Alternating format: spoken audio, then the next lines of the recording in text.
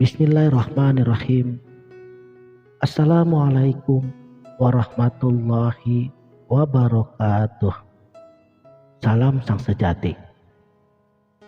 Terdapat banyak cara untuk memperkuat keimanan dan meningkatkan kesadaran kita sehari-hari akan keberadaan Allah di dalam hidup kita. Salah satu cara yang paling efektif dan yang paling umum adalah dengan membiasakan diri melakukan zikrullah. Sebagai manusia, kita cenderung merasa lebih mudah dan nyaman untuk mempercayai sesuatu yang bisa kita lihat dan yang dapat kita sentuh secara langsung. Namun, Allah adalah sesuatu yang gaib dan sulit untuk dijangkau oleh akal manusia. Sehingga, kebanyakan orang, mereka cenderung menganggap Allah sebagai sesuatu yang tidak nyata, gaib, dan bahkan ada juga yang beranggapan bahwa Allah hanya ada di angan-angan saja. Na'udzubillah. Padahal yang sebenarnya diri Allah itu telah nyata meliputi diri kita luar dan dalam, dan segala apapun yang ada di sekitar kita. Setiap gerak dan diam kita, setiap nafas yang kita hirup, semuanya berkat izin dan kehendaknya. Bukti nyatanya telah ada dan sedia adanya pada diri kita sebagai wujud daripada bayangan yang selalu bergantung kepada sang pemilik bayangan. Dialah Allah yang sangat nyata, terang, dan menentukan segala sesuatunya. Ada yang maha nyata di sebalik kenyataan diri kita. Diri kita nyata tetapi semu. Dialah yang maha nyata di dalam diri kita, bahkan di dalam seluruh wujud ciptaannya. Jadi, yang dimaksud dengan perjalanan menuju kepadanya adalah membangun sebuah kesadaran di dalam diri kita dan jiwa kita agar selalu menyadari kebersamaan dengan Allah dalam seluruh gerak dan diamnya diri kita. Tidak apa-apa kalau sementara ini akal pikiran kita dahulukan. Tapi kemudian cobalah kita menuju kesadaran yang lebih tinggi, yaitu kesadaran pada jiwa kita, atau yang disebut menjiwai kesadaran itu sendiri, agar kesadaran Allah yang maha nyata otomatis akan hadir. Caranya ialah berzikir. Ya, hanya dengan berzikir kita akan mencapai kesadaran tertinggi. Maksud saya, bukan hanya berzikir lalu kita tidak bersyariat. Bukan. Apa sih berzikir itu? Banyak orang salah memahami atau kurang tepat mengartikan zikir. Seluruh proses ibadah kita seperti sholat, membaca wirid, setelah dan di luar sholat, berzakat, menunaikan ibadah haji, puasa adalah syariat Allah yang telah diturunkan agar kita dapat berzikir kepadanya. Zikrullah atau mengingat Allah bisa di dalam hati maupun dengan dijaharkan.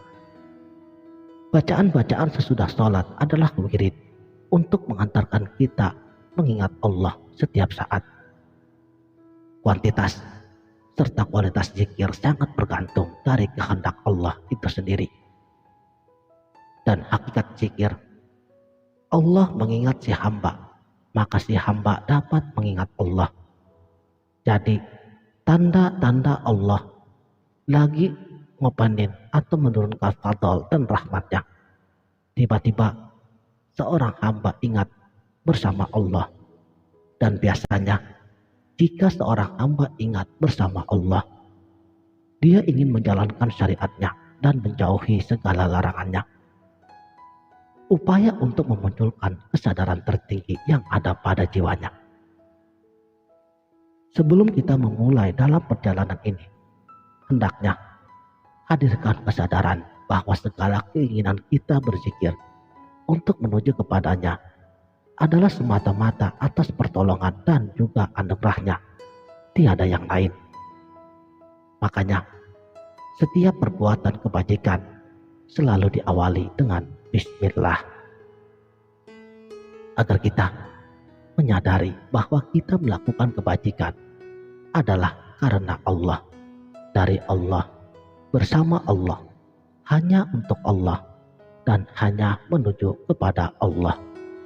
Inilah hakikat keikhlasan. Saudaraku, sang sejati, zikir adalah cara yang paling mudah dan praktis untuk merasakan kehadirannya di dalam hidup kita ini. Pada saat kita berzikir, kita merenungkan asma-asma Allah yang maha agung dan mengucapkan zikrullah dengan penuh kesadaran dan keikhlasan. Hal ini tentunya akan membantu kita untuk mendekatkan diri kepada Allah dan memperkuat ikatan kita dengannya, menenangkan jiwa dan meredakan stres dalam kehidupan yang penuh dengan tekanan dan distraksi. Zikir bisa menjadi solusi yang tepat untuk menenangkan jiwa.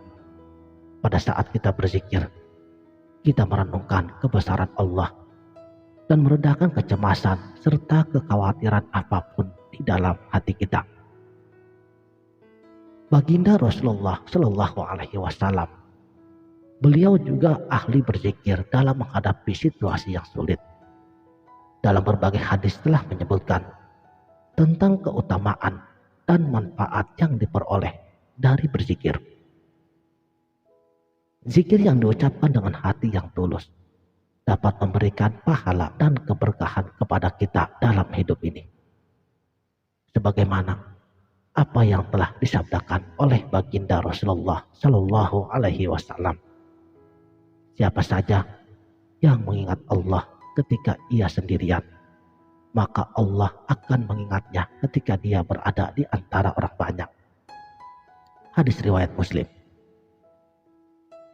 Menjaga kestabilan emosi dan meningkatkan kualitas hidup. Dalam berbagai penelitian, zikir dikenal sebagai salah satu cara yang efektif untuk meningkatkan kesehatan mental dan emosional. Zikir juga dapat membantu kita untuk menjaga kestabilan emosi, mengurangi stres, dan meningkatkan kualitas hidup secara keseluruhan. Meningkatkan kesadaran kita akan keberadaan Allah melalui zikrullah. Tentunya menjadi terbiasa untuk mengingat Allah dalam kehidupan sehari-hari. Zikir bisa dilakukan dalam berbagai situasi, seperti saat berangkat kerja, saat bepergian, atau pada saat menjalankan aktivitas kita sehari-hari. Salah satunya yang bisa kita coba adalah dengan memulainya dari hal yang paling kecil. Misalnya, berzikir pada saat kita mau tidur, dan juga pada saat bangun tidur, dan saat hendak melakukan aktivitas. Perlahan-lahan saja, kita bisa menambah jumlah zikir yang kita lakukan, sehingga kesadaran kita dalam mengingat Allah semakin meningkat. Dengan demikian, kita akan lebih mudah merasakan kehadirannya. Jadi, janganlah kita menyia-nyiakan kesempatan ini untuk terus mendekatkan diri kita dengan Allah. Jadikanlah Allah sebagai bagian dari diri kita dalam segala gerak dan diam kita. Mulailah dengan selalu berkekalan dengannya dan memperdalam pengetahuan agama kita, bukan lagi hanya sebatas kulit, untuk mendapatkan keberkahan baik di dunia maupun di akhirat. Jadi Allah itu nyata dan kehadirannya selalu menyertai kita dalam setiap langkah hidup ini. Sekianlah, terima kasih telah menonton. Sampai jumpa di video berikutnya. Wabillahi taufik wal hidayah.